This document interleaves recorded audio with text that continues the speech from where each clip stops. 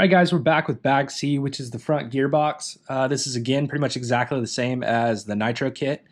Um, the only real thing that may throw some people off or catch some people off guard is that all the metal parts come in their own bag. So if you get to Bag C and you're looking for your front shock tower, don't start freaking out. All of the anodized aluminum parts that come in the kit come in a bag together. So find that bag. It'll have your caster blocks in it, your ABCD blocks, and some other stuff. And your shock towers will be in there. So go ahead and pull that out. You're going to need it for this step. But again, yeah, this is the front gearbox for the EB48 2.0. Utilizes our new gearbox design, which makes it a lot easier to get to the diffs. You just pull, the 4 screws out and then the sway bar linkage off, and you can get to your diffs. New front shock tower, shock geometry is different.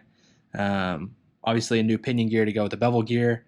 Not the new standoffs. We had these as an option part for the 48.4s. But a different standoff design, which utilizes a molded insert for the shock cap so that the shock caps last longer.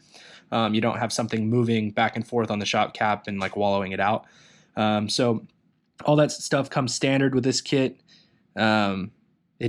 It's got the same front dog bone that the older cars had. It's the same front dog bone idea. It's not the same actual dog bone. But it's a dog bone that goes from the front clip to the center diff. And then in the rear, it's actually going to have a universal. We're not quite there yet. I'm kind of jumping the gun. But yeah, it's going to something a little bit different for the rear end. So we'll show you that once we get there. But yeah, everything else is pretty straightforward and standard. So I'll go ahead and take pictures as I go. And then I'll show you guys another video once I get done with everything. And we're building this thing completely kit. So we're using all the stock, diff oils and everything like that, shock oils, all that stuff, springs, sway bars, everything, all the stock geometry that comes with the kit setup. So this will be just like when you guys build it, as long as you follow that setup. This is going to be exactly what it looks like.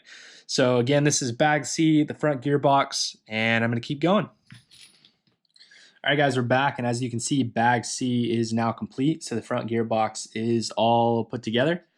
We've got our shock standoffs on, our shock tower on. Everything's put together here, all free, ready to go. So yeah, that was pretty straightforward. Just like the Nitro kit, it's pretty much the same. We've got this dog bone here for the front drive shaft, which is obviously pretty long, goes all the way to the center. But yeah, other than that, it looks just like the Nitro kit. Yeah, there's not much more to say about it ultimately. Everything went together super smoothly as we would expect from a Tekno kit.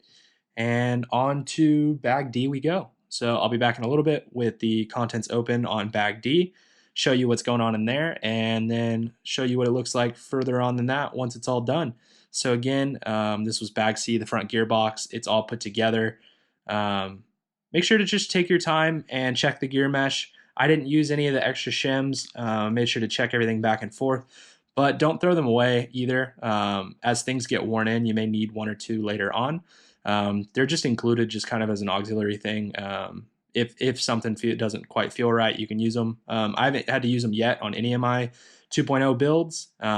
Everything's been pretty good just with no shims inside. But make sure you keep them, like I said, just for future reference, and you may need them. But beyond that, we've got pretty much everything built up. We've got the new, quick release front diff, rear diff, now finally on the e-buggy. And yeah, on to Bag D. Here we go.